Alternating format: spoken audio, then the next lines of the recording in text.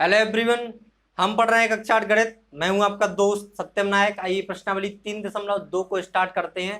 प्रश्नावली 3.2 में क्या है, हमारा पहला प्रश्न है जो लिखा है, निम्नलिखित आकृतियों में x का मान ज्ञात कीजिए। आपको ये आकृतियां दी गई हैं और आपको क्या करना है, x का मान निकालना है। प्रश्न ए और बी हम इस वीडियो में दोनों सॉल्व करेंगे। तो सबसे पहले आपको पता था कि अगर हम आंतरिक कोण निकाल रहे थे, कोण योग गुणधर्म लगा रहे थे, जिससे हमें भुजाओं की संख्या के आधार पर हम क्या कर रहे थे, आंतरिक कोणों का योगफल निकाल रहे थे। जैसे अंदर के कोण कितने हैं, उनका सबका योग कितना आना चाहिए, वो आपको हमने बताया था। आंतरिक कोण, बहुभुज के आंतरिक कोणों के मापों का योग बराबर भुजाओं की संख्या -2 गुणा 180। इस आधार पर आप निकाल सकते थे। लेकिन जो अगर आपको, ये तो आंतरिक कोण का था, लेकिन अगर बाह्य कोण की बात करें तो ये प्रश्न बाह्य कोण के आधार पर सॉल्व होंगे, क्योंकि यहां पर आंतरिक कोण नहीं निकालना। आपको क्या निकालना है, यहाँ पर बाह्य कोण निकालना है। ये बाहर बने हुए कोण, उनको बाह्य कोण बोलते हैं। तो आपको क्या करना है, बाह्य कोण का माप निकालना है। जैसे त्रिभुज का 1 2 3 भुजाएं, मतलब 3 भुजाएं तो त्रिभुज कहलाएगा। तो आपको क्या करना है, इसका जो बाह्य कोण बन रहा है, बाहर आंतरिक कोण इसमें नहीं दिए, कि आंतरिक कोण अगर दिए गए होते तो हम वो कोण योग गुणधर्म वाला सूत्र लगा लेते। लेकिन यहां पर बात हो रही है क्या, आपको बाह्य कोण की बात हो रही है। यहाँ पर बाह्य कोण को निकालना है। आपको दो बाह्य कोण दिए, तीसरा आपको निकालना है। वैसा ही प्रश्न बी में दिया गया कि आपको बाकी बाह्य कोण दिए गए हैं, ये समकोण है तो 90 डिग्री हो जाएंगे दोनों। समकोण हमेशा 90 डिग्री होता है, वो भी हम आपको प्रश्न बी में समझाएंगे अच्छे से। तो यहां पर आपको बाह्य कोण एक्स निकालना है। क्या निकालना है, बाह्य कोण एक्स निकालना है। तो आपको इस तरह आपको सॉल्व करना है। तो बाह्य कोण के कुछ नियम होते हैं, आइए हम प्रश्न को हल करते हैं। यहां पर हम क्या लिखेंगे, हल।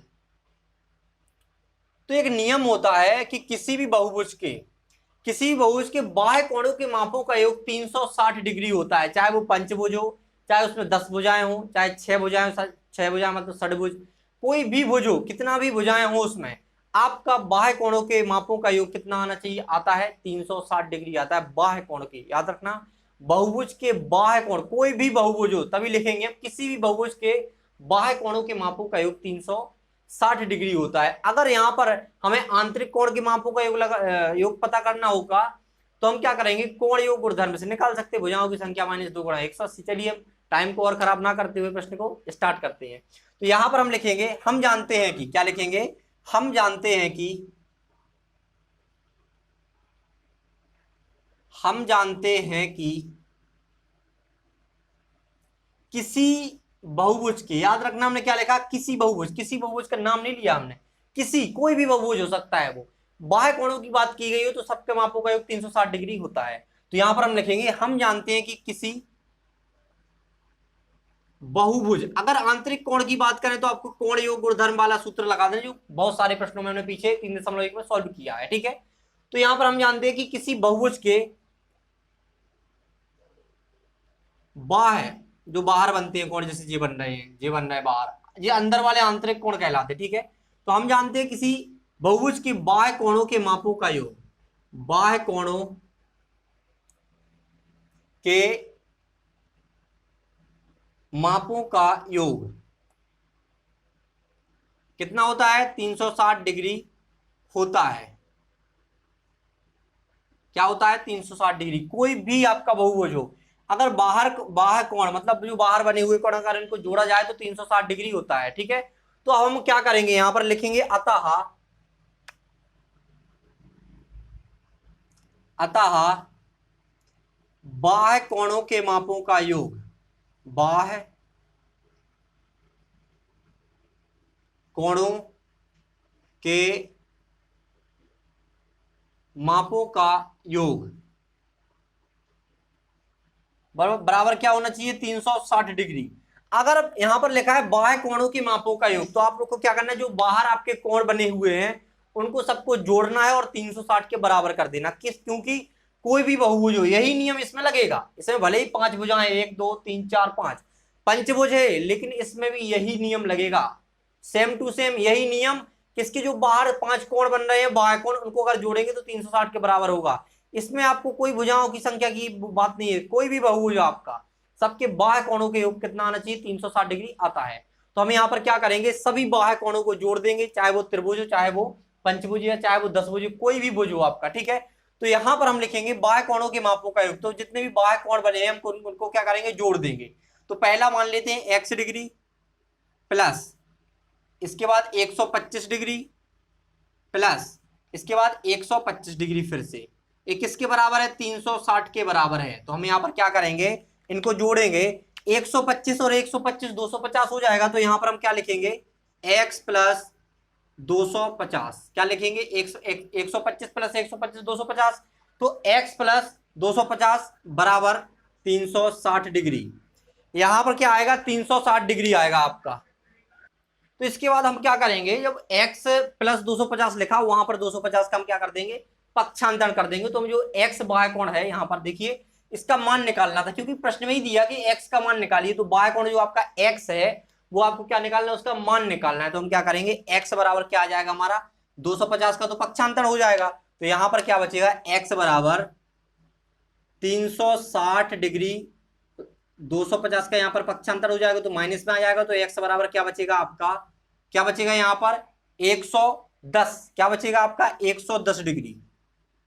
अगर आप अब 110 आ गया, x बराबर क्या है आपका 110 आ गया, तो यहां पर अगर आप 110 रखेंगे, 110 रखेंगे और इन तीनों को अगर जोड़ेंगे तो आपका 360 ही क्या होगा, आएगा।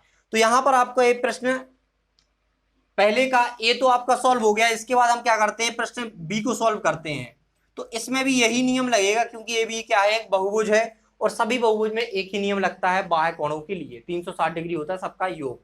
तो यहां पर लिखेंगे, हम जानते हैं कि, लिखना तो पड़ेगा कि हम जानते हैं कि, अगर इस प्रश्न को हल करने से पहले हम आपको एक बात बताएं कि जो यहाँ पर समकोण है, समकोण हमेशा ऐसा बनता है, देखो जहां पर भी इस तरह से बनाओ तो यहाँ पर क्या 90 डिग्री यहाँ रहता है और 90 डिग्री यहाँ रहता है, चाहे वो आंतरिक कोण हो। जैसे यहाँ पर 90 डिग्री अंदर है तो 90 डिग्री यहाँ पर क्या होगा, बाहर होगा। तो यहाँ पर हम 90 डिग्री मानेंगे और यहाँ पर जहां पर भी समकोण बन रहे हैं वो सब 90 डिग्री होते हैं। कहीं भी अगर समकोण बना दिख जाए, इस तरह से आपको चिन्ह बना दिख जाए कि ऐसा है, तो वो क्या होता है, 90 डिग्री होता है, समकोण बोलते हैं उसको, ठीक है। तो यहाँ पर आपको याद रखना है कि समकोण होता है। देखो अगर वो मान लो ऐसा बन रहा, बिल्कुल ऐसा बन रहा है, यहाँ पर बिल्कुल ऐसा होना चाहिए तो 90 डिग्री बनता है, ठीक है। बिल्कुल ये सीधी आई, ये सीधी गई, ठीक है। इस तरह से काटे अगर दो रेखाएं। तो अब इसके बाद आगे हम चलते हैं, तो हमें क्या लिखना पड़ेगा, यहां पर लिखना पड़ेगा, हम जानते हैं कि, हम जानते हैं कि, क्या जानते हैं हम, किसी बाह्य भुज के कोणों के मापों का योग, क्या बाह्य कोणों के मापों का योग लिखेंगे, किसी बहुभुज के, हम जानते हैं कि किसी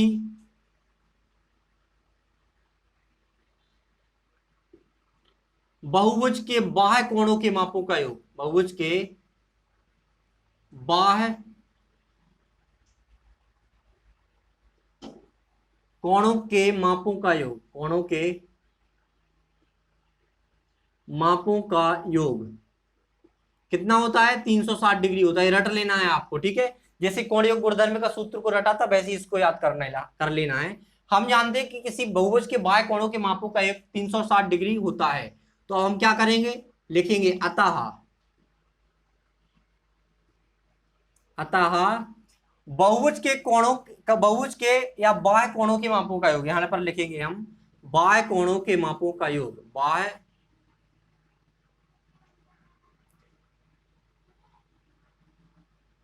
यहां पर लिखेंगे बाह्य कोणों के मापों का योग, बाह्य